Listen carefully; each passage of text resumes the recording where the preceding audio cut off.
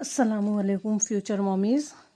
तो आज का टॉपिक बहुत ही इम्पॉर्टेंट है, जो कि आज तक मुझे नहीं लगता यूट्यूब की दुनिया में आज तक आपको किसी ने भी सच सच बताया होगा, क्योंकि मैं रिसेंटली इस कंडीशन से गुज़र रही हूँ और आईवीएफ के इंजेक्शन लगवा रही हूँ।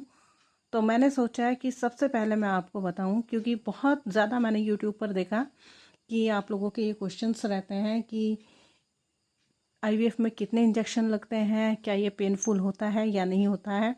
तो मैं आज आपको मोटा मोटा ये बताऊंगी कि आईवीएफ में कितने इंजेक्शन लगते हैं और मैंने कितने इंजेक्शन लगवाए हैं।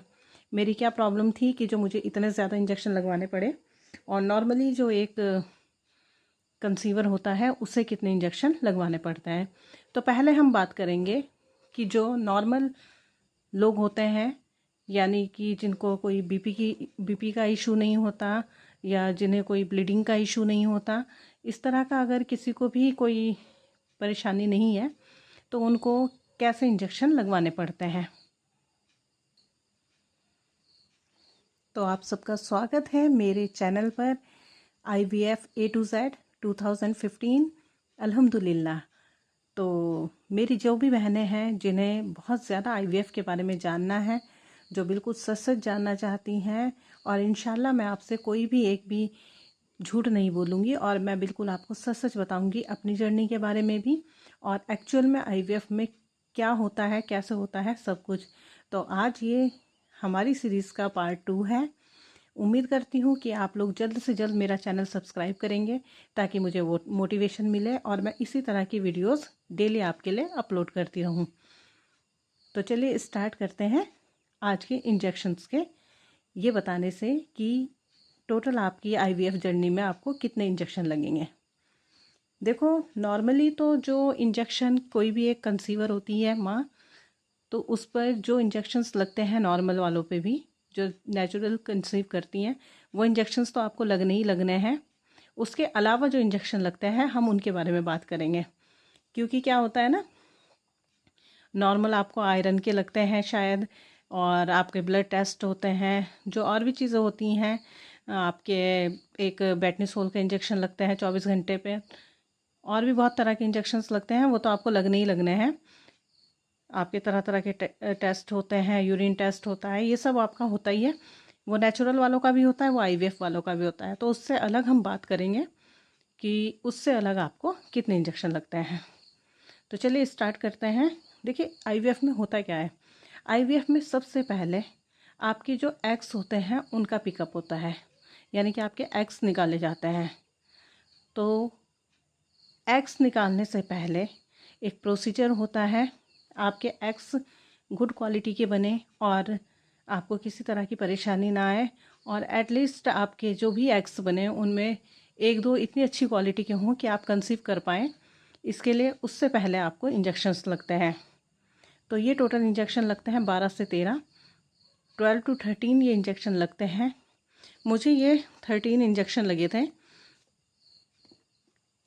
पहले मुझे लगे थे 5, फिर मुझे लगे थे बाकी के इंजेक्शन। तो ये आपके टोटल 13 डेज़ लगते हैं। किसी को 10 भी लग जाते हैं और किसी को 13 भी लगते हैं।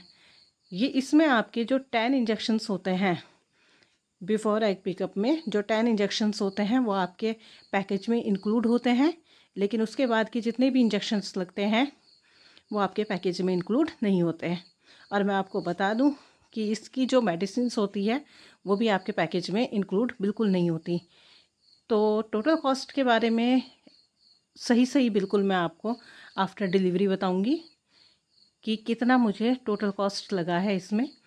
तो मैंने आपको मोटा मोटी बता दिया कि आपकी जो पैकेज होता है उसमें आपको 10 इंजेक्शन मिलता है, लेकिन उसके ऊपर जो भी इंजेक्शन का खर्चा आएगा या मेडिसिन का जो भी जितना भी खर्चा आता है वो सब क्या होता है आपके पैकेज से अलग होता है।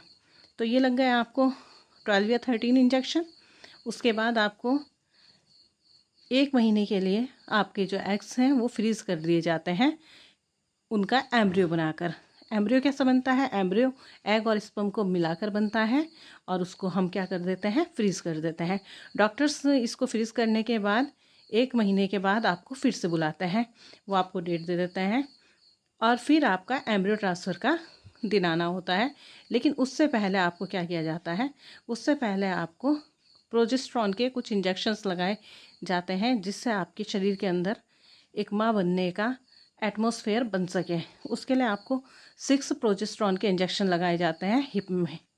अच्छा, ये जो ऊपर वाले इंजेक्शंस हैं ना, ये आपको टमी पर लगता है, और ये जो प्रोजेस्टेरॉन के इंजेक्शन हैं ये आपको हिप पर लगते हैं।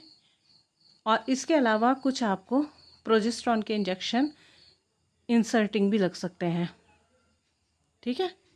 इसके बाद आपको जब आपका एग पिकअप के बाद जब आपका एम्ब्रियो ट्रांसफ़र हो जाता है, तो एम्ब्रियो ट्रांसफ़र होने के बाद आपको 15 डेज़ का टाइम दिया जाता है। ये थोड़ा सा मैं भूल रही हूँ कि 6 प्रोजेस्टेरॉन के साथ शायद मुझे फर्स्ट डे और 6 लास्ट डे पर भी एक एक इंजेक्शन लगा था, और ये इंजेक्शन किस चीज़ का लगा था ये मुझे याद नहीं आ रहा है, लेकिन ये लगा था। तो यहाँ पर हो गए आपके 12 या 13 इंजेक्शन, और उसके बाद हो गए आपके लगभग 8 इंजेक्शन। अब आपका जब एम्ब्रियो ट्रांसफ़र हो जाता है तो डॉक्टर्स आपको प्रिकॉशंस बताते हैं और भी चीज़ें बताते हैं, और आपको 15 डेज़ के बाद बुलाते हैं। 15 डेज़ तक आपको डेली प्रोजेस्टेरॉन के इंजेक्शन लगाए जाते हैं। कहाँ पर लगाए जाते हैं, ये भी आपके टमी पर लगाए जाते हैं, ठीक है। और उसके साथ ही आपको प्रोजेस्टेरॉन के इंसर्टिंग इंजेक्शन भी दिए जाते हैं, जो वजाइनल होते हैं। वो आपको मॉर्निंग में और इवनिंग में लगाने पड़ते हैं। ये लगभग हो गए आपके 30। तो मैं तो इन्हें भी काउंट करती हूँ, क्योंकि ये भी कुछ बहुत ज़्यादा इरिटेटिंग हो जाते हैं ये वाले इंजेक्शन भी। तो ये आपके लगभग 30 लगते हैं मॉर्निंग में और इवनिंग में, और 15 ये हो गए। अब देखिए ऊपर वाला करे कि आप कंसीव कर लें, और कंसीव करने के बाद भी आपको इंजेक्शन लगते हैं। कंसीव करने के बाद आपको कौन से इंजेक्शन लगते हैं, देखो मेरे भी और वैसे भी ज़्यादातर, चाहे आपकी कम एज है चाहे आपकी ज़्यादा एज है, आपको 3 मंथ डेली इंजेक्शन्स लगाए जाते हैं। और ये इंजेक्शन भी सेम ऐसे नहीं होते। ये प्रोजेस्टेरॉन के इंजेक्शन तो आपको इंसर्टिंग दिए जाते हैं, और एक इंजेक्शन आपको डेली लगाना होता है टमी पर, ताकि आप अपने बच्चे को खो ना दें। तो ये इंजेक्शन भी आपको लगाए जाते हैं। तो 3 मंथ तक ये आपके हो गए लगभग 90 ये वाले हो गए, और ये हो गए आपके 270 के आसपास ये वाले इंजेक्शन्स हो गए। तो भाई मेरे तो ये इंजेक्शन लगे ही हैं, प्रोजेस्टेरॉन का माहौल बनाया गया था, और बाकी सबके भी ज़्यादातर लगते हैं, क्योंकि मेरे साथ की जितनी भी लेडीज़ थी जिनको कंसीव हुआ था तो उनको ये इंजेक्शन लगे हैं। तो मैंने आपको बता दिया, अब मोटा मोटी मैंने आपको बता दिया कि इसमें कितने इंजेक्शन लगते हैं, और मैंने आपको ये भी बता दिया कि इसके अलावा आपको वो जो नेचुरल कंसीव करते हैं उनको जो इंजेक्शन्स लगते हैं वो तो आपको लगते ही हैं। अब मैं बताती हूँ कि मेरे साथ मुझे इतनी सारी प्रॉब्लम्स क्यों हुई और मुझे इतने सारे इंजेक्शन क्यों लगे। देखो क्या हुआ था ना कि 2021 में मैंने कंसीव किया था नेचुरल प्रोसीजर से, और ऊपर वाले की दया से सब ठीक था। लेकिन क्या हुआ कि मेरा बीपी हाई रहने लगा 5 मंथ से, तो मैंने अपने पहले बेटे को खो दिया।